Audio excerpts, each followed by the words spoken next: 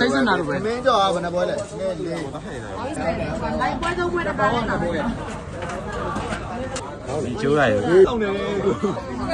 ကိုအားတော့ ဟောဒီမှာရှိတယ်မဲမော်ဟင်းပဲစားဘူး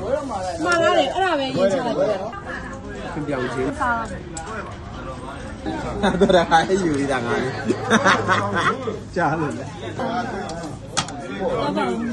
တော့ဘာလို့လဲတော့ ပြပါလားအဲ့ကြောင့်တစ်လုံးပဲဒီအဲ့ချက်ပေါင်းပွဲစားခင်းရပွဲစားအောင်းပေါင်းစားမှာတင်ကောင်းဝတ်ထမှာထမှာမယ်ဒီနော်ဒီပုံစံအများကြီးကြောက်ပါလေကြောက်ဘူးလေ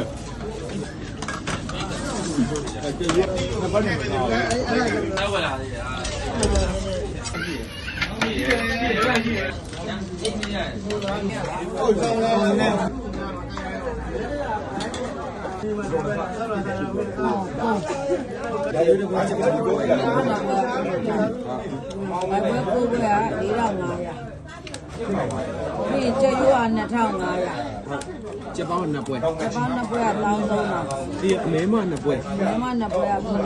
ကြီးကြော်တစ်ပွဲ ဒီကြောင်900စိတ်စိတ် စိတ်ဆိုတဲ့ပွဲ စိတ်က400တောင်း အဲ့လိုဖြစ်သွား